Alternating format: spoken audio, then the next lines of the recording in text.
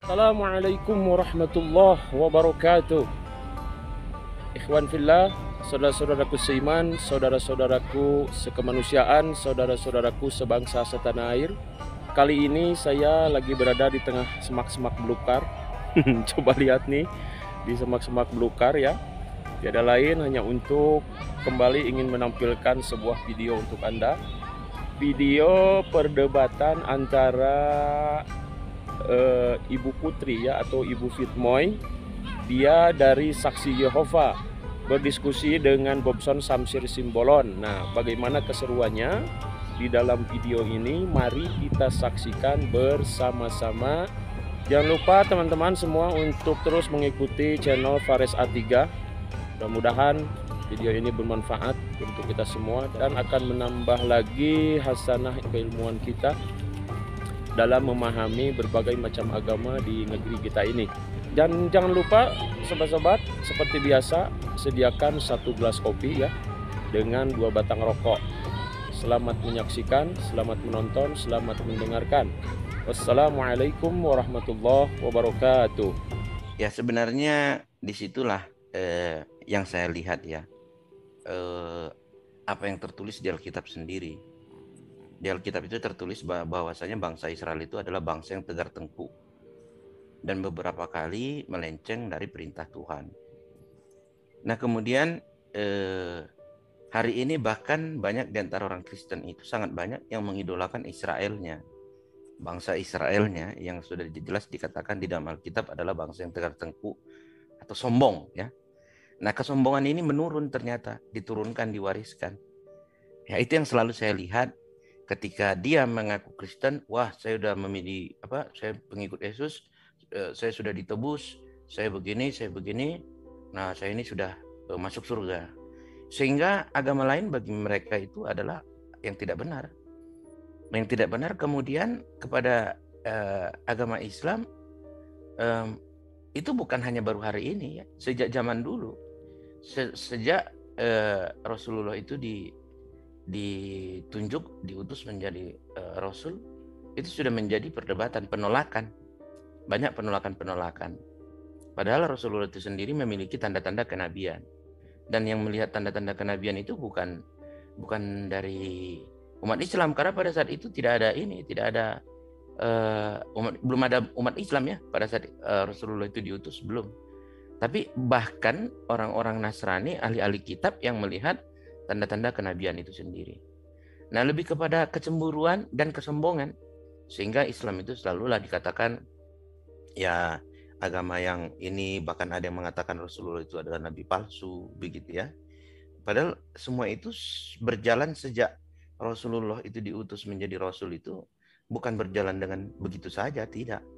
Ya banyak riwayat-riwayat, banyak tulisan-tulisan para ilmuwan bahkan yang melakukan penelitian-penelitian baik secara riset dan ilmu pengetahuan itu ya, bahkan mengakui kerasulan daripada Rasulullah itu sendiri.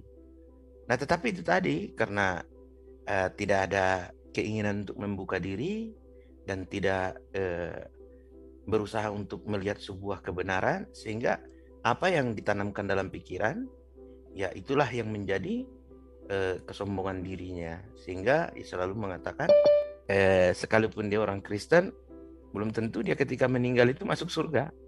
Belum. Karena Alkitab itu tidak pernah mengajarkan bahwasanya yang menjadi Kristen itu langsung darahnya ditebus, dosanya ditebus dan dia tidak berdosa lagi. Dia putih seperti kapas lalu dia masuk surga. Nggak ada seperti itu dalam Alkitab itu. Nggak ada. Gitu. Sekalipun Yesus mengatakan, akulah jalan kebenaran dan hidup, ya, mereka nggak paham. Banyak teman-teman kita nggak paham. Perkataan Yesus itu justru menunjukkan bahwa Yesus itu bukan tujuan. Yesus itu adalah jalan. Tidak ada yang sampai kepada Bapa tanpa melalui aku. Sampai kepada Bapa itulah tujuan. Melalui aku itu adalah jalan. Tapi kan banyak ketika udah percaya Yesus, wah aku udah ditebus, aku udah diselamatkan, aku udah hidup kekal, hidup ini apa segala macam gitu ya. Padahal tidak ada seperti itu ya. Kalau bisa seperti itu, kalau pengkajiannya seperti itu, tentu ya saya mau katakan kalau karena Yesus disalib lalu dosa manusia ditebus, kita ini sudah tidak berdosa lagi, pengikut Yesus itu, Kristen itu tidak berdosa lagi, ya seharusnya kita berterima kasih kepada Pontius Pilatus dong. Ya. Pada saat itu tentara Roma yang menyalibkan Yesus. Kalau tentara Roma itu tidak ada yang menyalibkan, ya mungkin kita tidak akan ditebus. Berarti penebusan dosa manusia itu ada campur tangannya dengan Pontius Pilatus. Jadi seperti itu ya. Nah itu padahal bukan seperti itu artinya. Artinya ya kalau yang di Alkitab itu sendiri tidak pernah mengajarkan bahwa orang Kristen itu dosanya itu sudah dihapuskan dan tidak perlu dipertanggungjawabkan. Tidak ada itu. Tidak ada seperti itu. Karena di dalam Alkitab sendiri dikatakan bukan orang yang berseru Tuhan, Tuhan kepadaku yang masuk ke dalam kerajaan surga, tetapi mereka yang melakukan kehendak Bapa. Ya itulah orang-orang yang masuk sampai ke surga. Mau 1000 kali, 1.000.000 kali pun kita mengakui Yesus itu adalah Tuhan, tapi kalau kita tidak menjalankan perintah Bapa, kehendak Bapa, ya kita nggak akan sampai kepada surga itu tadi. Begitu yang ada di Alkitab. Begitu. Nah, bagaimana biar sampai itu? Nah, Yesus sudah mengkonfirmasi, akulah jalannya. Jalan, artinya jalan apa? Yang memberikan rambu-rambu, petunjuk. Ya, itu. Mungkin begitu, Bang, yang bisa saya sampaikan. Silakan Bu Putri, dari tadi resen itu. Iya, ya. Cuma ini aja mengkoreksi ini kesalahpahaman. Ini banyak yang salah paham kalau Yesus itu menebus dosa, bukan dosa pribadi ya yang ditebus Yesus. Yesus itu menebus kesempurnaan yang Adam hilangkan. Karena akibat dosa Adam itu di Kejadian 2, kalau kamu memakan buah ini, pada hari ini juga kamu akan mati. Jadi Adam itu hilang kesempurnaannya. Adam menjadi sakit, tua, dan mati. Demikian juga diturunkan kepada keturunannya kita kepada manusia. Ini yang ditebus Yesus, jadi bukan dosa pribadi. Yesus itu kan bukan turunan Adam, Yesus itu kan dari kalimat cipta. Jadi Yesus itu tidak mewarisi kematian akibat dosa Adam. Jadi hanya Yesus yang layak menebus kesempurnaan yang Adam hilangkan. Terus, jadi setelah ditebus Yesus, kelak di akhir zaman, Yesus kan akan datang kembali di akhir zaman, akan ada kebangkitan bagi orang-orang mati. Nah, ini yang Yesus sebut ada hidup yang kekal itu. Jadi, tapi bagi orang yang baik-baik ya, bagi orang yang jahat-jahat itu tidak terhitung, yang tidak masuk hitungan. Orang-orang yang baik itu akan mendapat hidup yang kekal.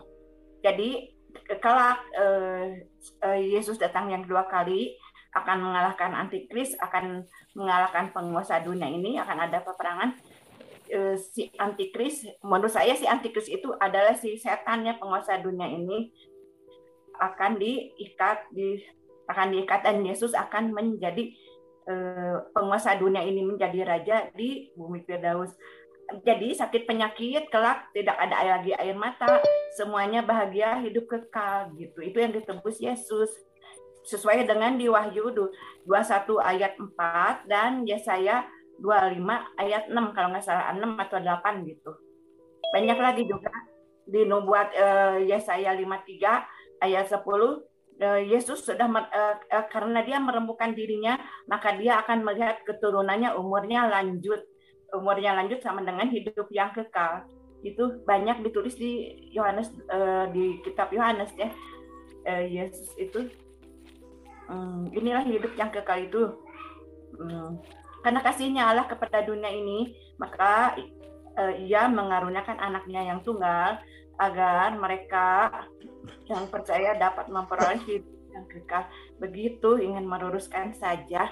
Jadi bukan dosa pribadi, mencuri, membunuh itu tanggung jawab sendiri ya. Yang ditebus Yesus itu kesempurnaan yang Anda hilangkan sesuai kitab Yesaya dan Wahyu. Gitu.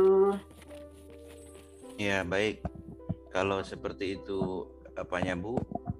Ya, seperti yang Ibu katakan tadi, agar orang yang percaya kepadanya peroleh hidup yang kekal, tidak binasa melainkan peroleh hidup yang kekal. Di ayat selanjutnya dijelaskan, inilah hidup yang kekal itu, mengakui satu-satunya Allah dan yang benar dan mengenal Yesus sebagai yang diutuskan. Ya. Nah, itulah hidup yang kekal itu sebenarnya kan. Ya. Nah, kalau di Islam kan syahadat gitu. Nggak apa-apa, mungkin ada Nah, juga sama gitu karena ada penyelewengan di Kristen, jadi muncul Islam dengan syahadatnya. Sepertinya itu. nah itu yang saya katakan tadi. Jadi kan Ibu mengatakan bahwasanya yang ditebus itu adalah dosa Adam, ya. Ya, iya, Nah, bukan ya dosa pribadi. bukan dosa pribadi. Nah, kira-kira Adam melakukan dosa itu dosa pribadi atau dosa bareng-bareng itu, Bu? Ketika Ya, Adam. Adam itu kan berarti melanggar perintah Tuhan ya. Iya, maksud saya gini, waktu dia melanggar perintah Tuhan itu atas perbuatan dia pribadi atau Iya, perbuatan semua godaan manusia. setan. Adam lebih menuruti perkataan si iblis ya. Kamu Nah, sekali tidak akan mati, kamu akan menjadi seperti Allah malah gitu. Kamu akan menjadi seperti Allah. Jadi Hawa itu memakan buah itu dan diberikan kepada Adam. Jadi oke. akhirnya mereka terpisah dengan Allah. Oke. Nah, pada saat Adam melakukan perbuatan dosa itu sudah diberi hukuman belum? Langsung gini, dia langsung dihukum, kamu diusir dari Taman Eden. Adam, Hawa sama si iblis itu diusir dari Taman Eden, terus dikasih hukuman, kamu akan menjadi lalah mengolah tanah dan semak duri akan pokoknya yang dihasilkan kita harus mengolah tanah lah untuk Iya, iya. mendapat makanan. Artinya pada saat dilakukan kesalahan itu Tuhan langsung memberikan hukuman kepada Adam. Iya, mereka. Nah, artinya perbuatan itu sudah diberikan hukuman, sudah dihukum Adamnya, ya, Iya. diberikan hukuman. Lalu, apakah ketika dosa Adam itu masih mengikat pada manusia yang lain, apakah adil Tuhan seperti itu? Karena ketika Adam melakukan dosa sudah diberikan hukuman. Lalu dosa ini masih juga mengikat. Kemudian ketika Yesus datang, Yesus menebus dosa yang muncul akibat dosa Adam. Lantas Adam kan manusia pertama. Adam ya. itu manusia pertama. Iya, manusia pertama. Cetakan udah penyok gitu. Berarti kan kuenya juga akan penyok gitu. Iya, tapi nah itu dia. Artinya kuenya udah penyok. Yang penyok ini ketika dikasih hukuman, hapus enggak dosanya? Udah ditebus Yesus? Enggak, sebelum Yesus. Ketika Tuhan memberikan hukuman keturunanmu kepada Adam itu kan diberikanlah hukuman akibat perbuatan Adam tadi, dosa Adam tadi. Masa Tuhan sudah menghukum Adam, lalu dosa Adam itu masih mengikat kepada keturunan yang lain. Kira-kira Tuhan seperti ini adil apa enggak? Apa setiap dosa itu harus ada tebusan. Ada ayatnya, setiap kesalahan itu harus ada tebusan. Nah, jadi begini. Zaman Musa itu kan tebusannya harus pakai domba ya. Jadi manusia itu udah terpisah dari Allah setelah Adam jatuh dalam dosa, karena Allah itu kudus. Datang Allah pada Adam, di mana engkau? Adam bersembunyi. Manusia udah terpisah dari Allah. Ya, Ibu Putri, maaf ya, mohon maaf kalau misalkan Bang Bobson belum selesai menerangkan, jangan dipotong dulu ya, Bu Pitmoy. Ya. Nanti gantian ya. Maksud saya itu begini. Ini kan Adam sudah berbuat dosa, lalu dihukum. Hukumannya itu sudah dijatuhkan. Nah, ketika hukuman itu dijatuhkan, berarti dosa Adam itu belum diampuni. Gini, Adam kan jadi nggak disebut Adam ini, pokoknya udah berdosa. Adam menjadi sakit tua dan mati. Jadi ada manusia pertama sakit tua dan mati, ya pasti keturunannya juga sama sakit tua dan mati.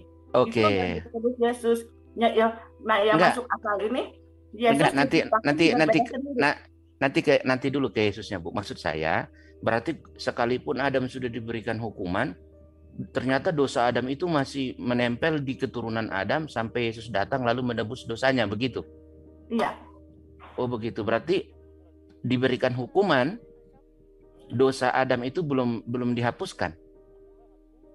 Seperti cetakan udah penyok, bukan Adam penyok, seperti cetakannya udah penyok, berarti kan kuenya juga udah penyok. Ini yang ditebus Yesus. Oh, begitu. Yesus mati tapi bukan karena dosanya, karena Yesus tidak mewarisi dosa kan. Yesus kan dari kalimat cipta. Jadi Yesus mati bukan karena dosanya, tapi sebagai tebusan. Ya, itu saya paham maksud Ibu itu kan. Yang saya maksud itu, ternyata sekalipun Adam itu sudah diberikan hukuman sama Tuhan pada saat itu, dosanya belum diampuni ya. Ya kan kita semua manusia juga kita harus mengolah tanah kan. Tanah nggak subur Iya, banyak semak duri.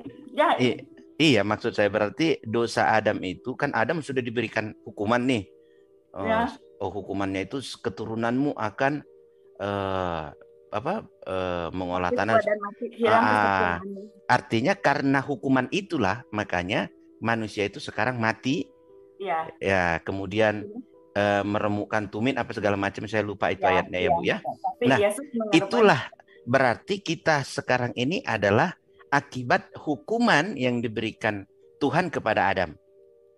kita sakit tua dan mati, tapi kelak setelah Enggak, jangan kekelak Ya. dulu, jangan kekelak dulu. kita kira masih menanggung dosa. Kita Oke. sakit tua dan mati. Oke, berarti itulah Yesus disalibkan untuk menebus dosa itu tadi. Menebus kesempurnaan yang Anda bilangkan. Tapi Yesus bangkit kembalikan. Yesus mati.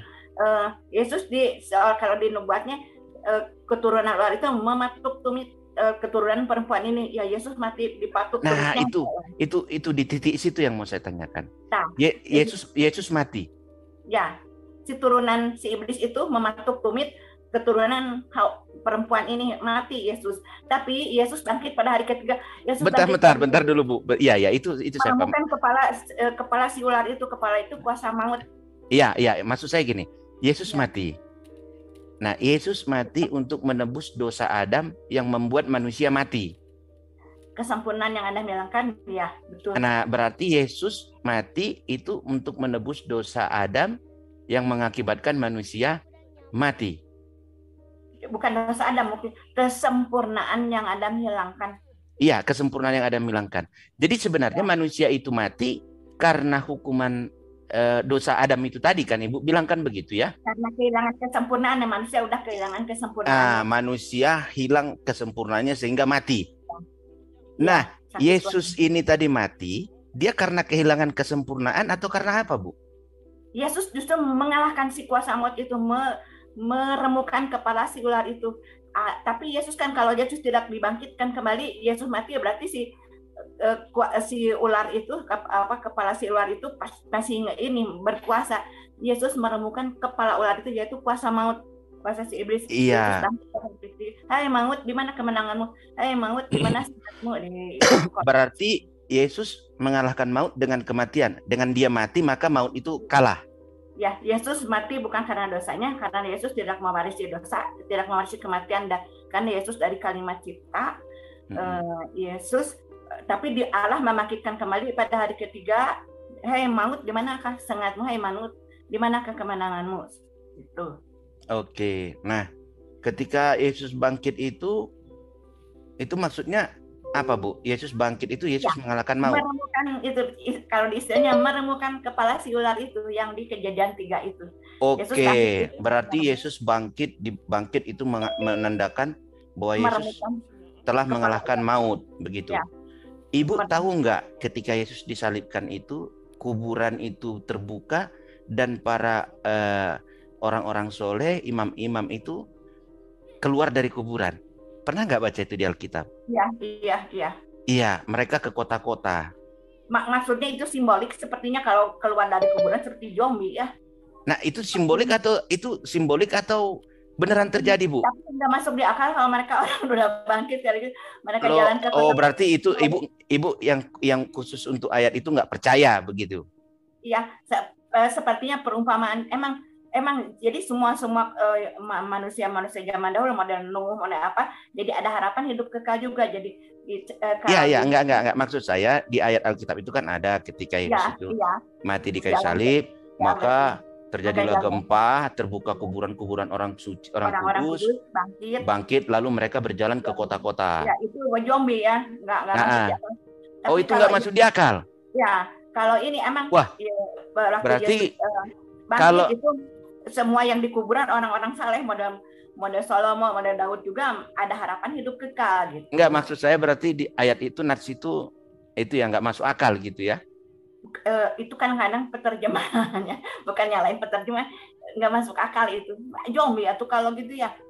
Berarti itu enggak masuk akal ya. Ya kalau memang ada dalam ayat Alkitab itu enggak masuk akal sama Ibu ya. Saya iakan.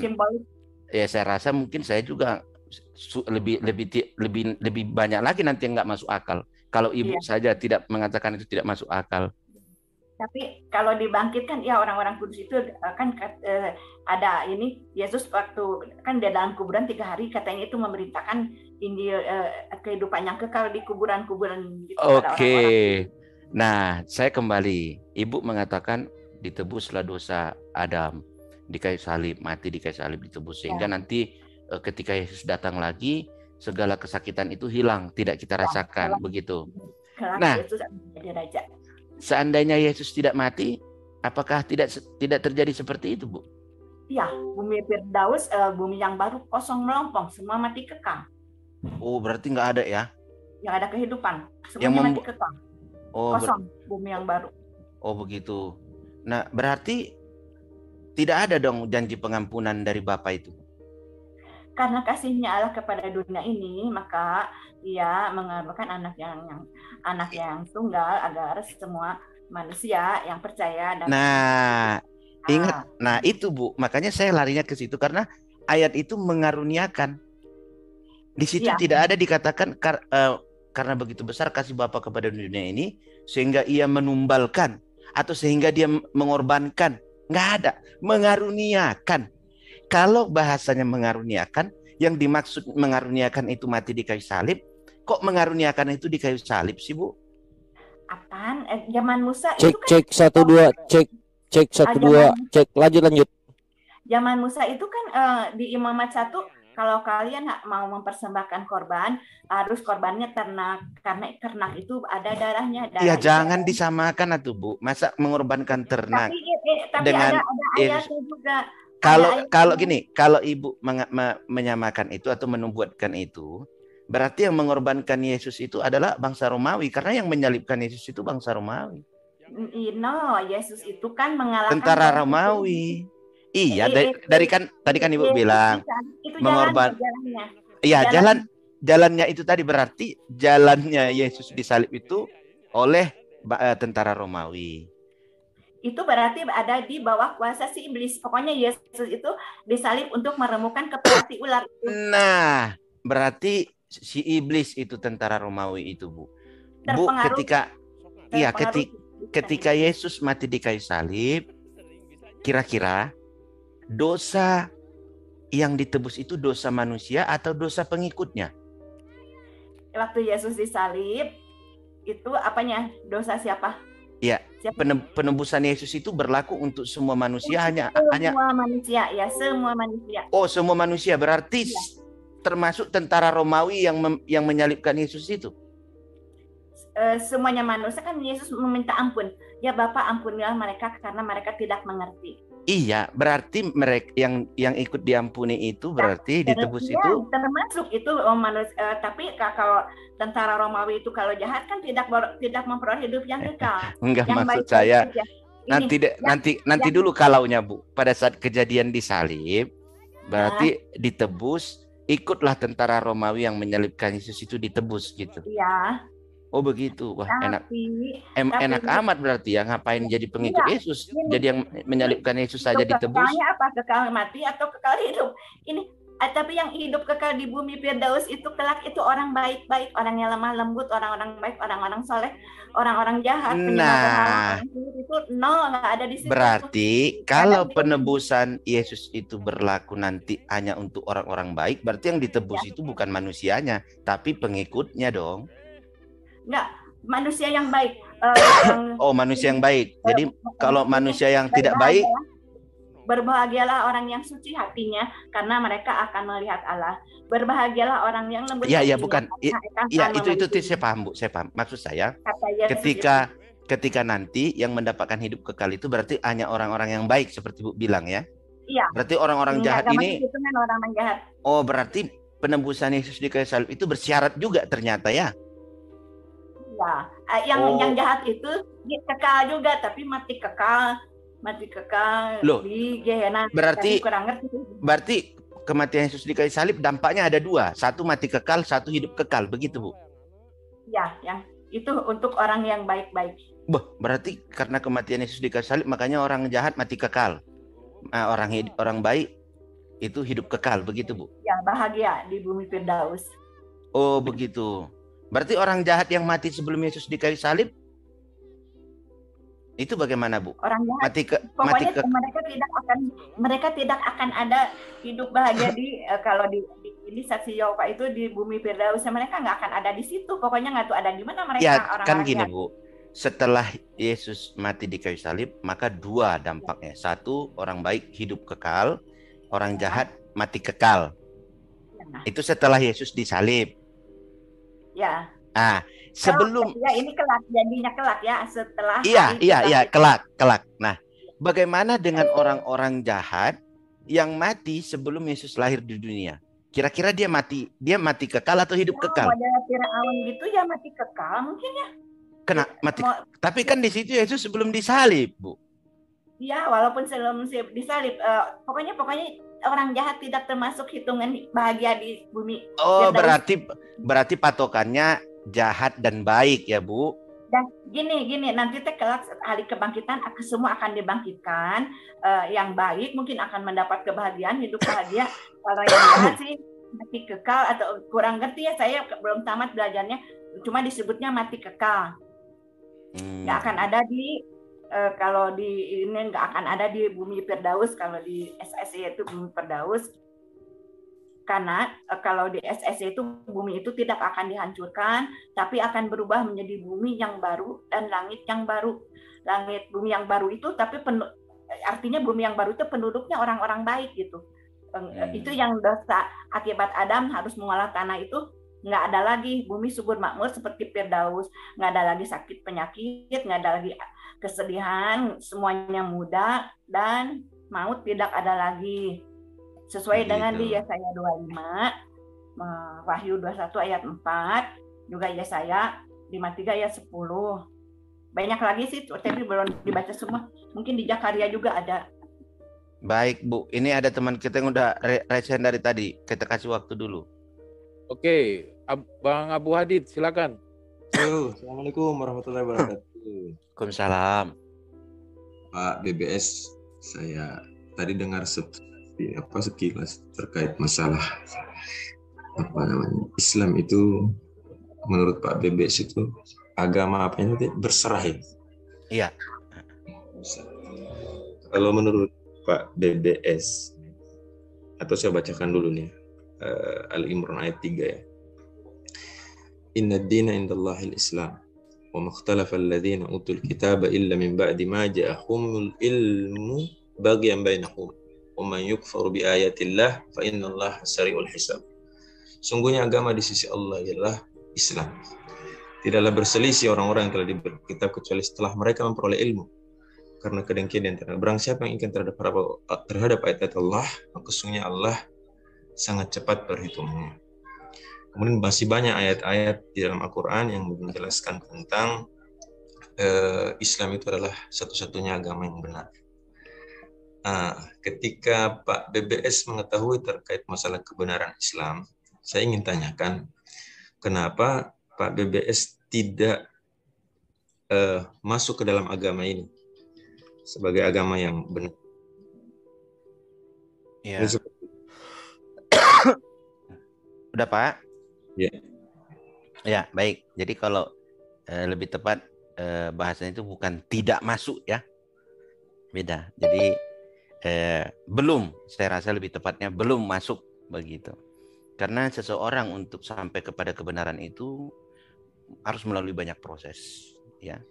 Banyak proses, di mana proses di dalam proses itulah seseorang itu diukur atau diuji, dia benar-benar menerima kebenaran itu atau hanya karena ingin dikatakan benar, ya, atau hanya biar kecipratan tentang yang benar, atau hanya biar gaya-gayaan ngikutin tren begitu. Jadi saya yakin setiap manusia ini hanya punya satu penyebab sehingga kita itu terjerumus atau jatuh ke dalam kegelapan.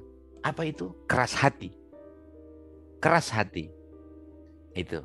Jadi bagi saya, di saat saya tidak berkeras hati, saya membuka diri, saya berserah diri, maka saya yakin saya akan sampai kepada kebenaran itu Dan kapan waktunya? Siapa sih yang nggak mau cepet-cepet sampai ke yang benar ya?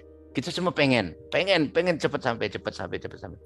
Tapi kebenaran yang dimaksud di sini bukan kebenaran hanya sebatas kebenaran dalam pikiran, tetapi kebenaran sampai kepada setiap sendi-sendi kehidupan. Banyak orang yang kemudian tiba-tiba terburu-buru, ya, kemudian tiba-tiba langsung bersahadat, padahal dia tidak pernah berpikir ketika nanti dia bersahadat, lalu bagaimana dia menjalankan ataupun mempertanggungjawabkan syahadatnya itu. Ya, sebenarnya mudah seperti yang sering terjadi dan sudah terjadi, tapi saya tetap berdoa agar saudara kita yang sudah mualaf itu bisa benar-benar menjadi muslim yang taat, ya. Begitu. Nah, tetapi dalam hal ini terhadap saya sendiri, saya melihatnya seperti yang saya sampaikan tadi. Artinya bukan menolak, tidak. Beda ya, kalau menolak itu menutup diri. Mengeraskan hati itu menolak. Itu. Tetapi selagi membuka diri, ya, betul-betul menerima setiap apapun itu, ya, semua ada proses. Semua ada proses. Berarti Pak BBS ini lagi dalam proses ya? Ya, kemudian semua itu lebih berat itu apa dalam proses ketika melihat sebuah kebenaran ada di depan mata? Sebenarnya tidak ada yang berat, Pak. Tidak ada yang berat. Ya. Ketika kita sudah disajikan yang benar, tidak ada yang berat. Begitu. Tapi seperti yang saya katakan tadi, mau kita seperti apapun, mau kita sekuat apapun, kalau kita hanya mengambil syaratnya saja, ya bisa. Saat ini pun saya bersyahadat bisa. Atau nanti malam atau besok bisa. Tapi bagaimana ketika saya sudah bersyahadat? Oh, lalu ada teman-teman bilang kan bisa belajar. Nanti ada penuntun, ada begini. Betul, sebagian orang itu adalah hal yang baik, ya. Itu hal yang merupakan satu solusi. Tapi bagi saya, ketika kebenaran itu sudah saya akuin, baik dari dalam pikiran maupun hati yang paling kecil, maka ketika saya sampai kepada kebenaran itu, saya bukan orang yang belajar bagaimana untuk mendapatkan kebenaran itu lagi harusnya. Harusnya apa? Saya ikut turut serta, saya ikut terlibat bagaimana caranya agar kebenaran itu banyak diketahui orang lain. Agar orang lain juga mendapatkan kebenaran itu sendiri. Begitu. Jadi ya saya selalu katakan mohon doanya saja. Terima kasih Bang. Amin. Ya baik, ada lagi yang resen. Pak Ali, silakan Pak Ali.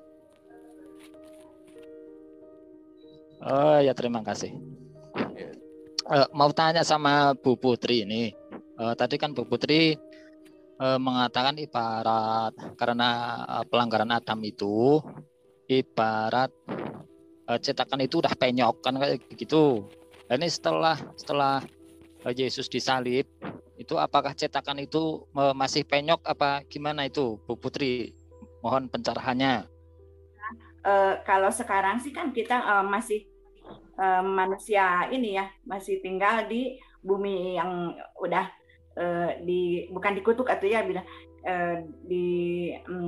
masih tinggal di kita masih mewarisi sakit kematian, sakit tua dan mati. Tapi kelak setelah Yesus nanti datang yang kedua kali dan akan ada peperangan Armageddon antara Yesus dan para malaikat melawan di Alkitab itu antikris ya, antikris. Kalau dan menurut saya sih penguasa dunia ini kan menurut Alkitab juga penguasa dunia ini tuh sekarang itu si iblis.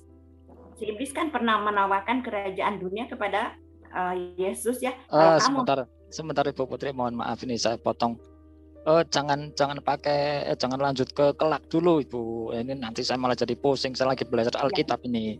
Ini Ibu Putri tadi kan bilang karena dosa Adam itu ibarat cetakan itu udah penyok kan kayak gitu lah. Terus kan ditebus pakai Yesus Kristus yang mati di tiang salib.